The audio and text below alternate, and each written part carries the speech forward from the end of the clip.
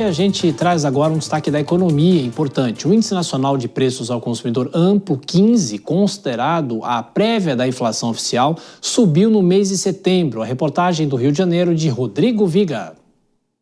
O IPCA 15, prévia da inflação oficial do país, o IPCA do IBGE, acelerou na passagem de agosto para setembro deste ano, algo que já estava sendo aguardado pelo mercado. Depois de uma queda de 0,14 em agosto, agora o IPCA 15 foi a 0,48% em setembro.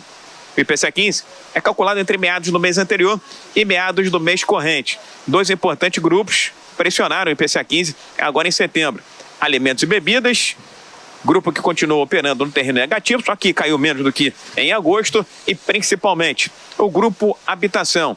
Impacto forte da energia elétrica residencial. A habitação subiu mais de 3,3%, muito por conta do fim do chamado bônus tarifário de Itaipu.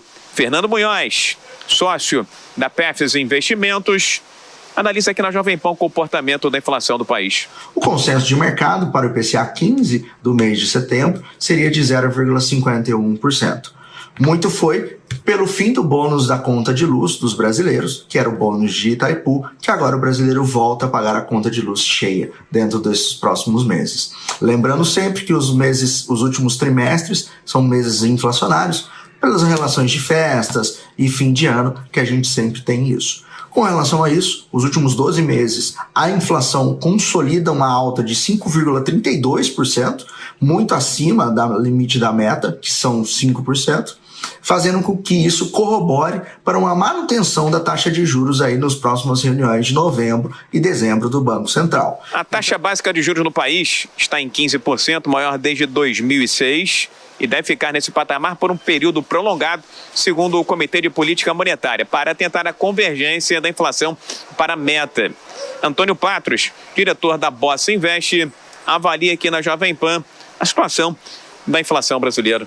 Esse número aí vem um pouco abaixo das expectativas do mercado, o que reforça a tese de que a aplicação da política monetária pelo Banco Central, as decisões de juros, vem impactando positivamente esse dado.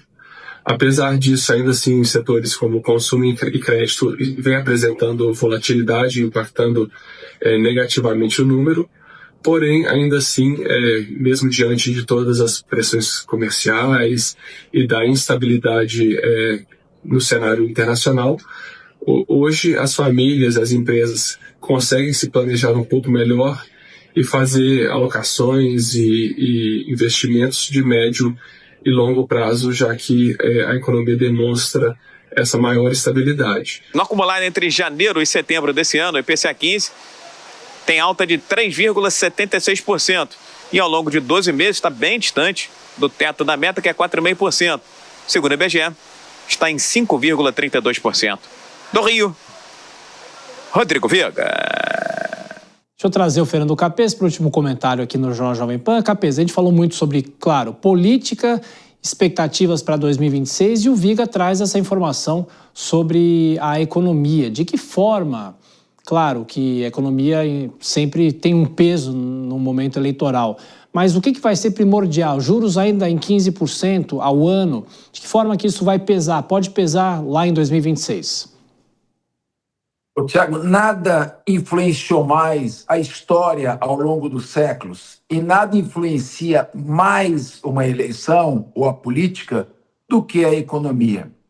Eu me lembro logo que o Evo Morales assumiu a presidência da Bolívia, ele encampou os postos da Petrobras, os postos de distribuição e prospecção de petróleo na Bolívia. E o presidente Lula não teve uma reação muito forte, foi muito criticado.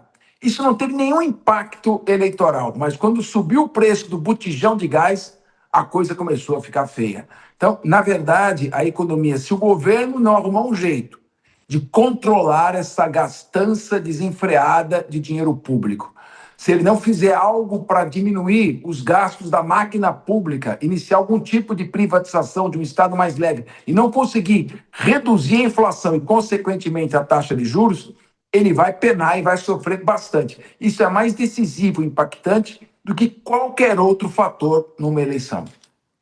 Até a próxima. Um abraço. Um abração.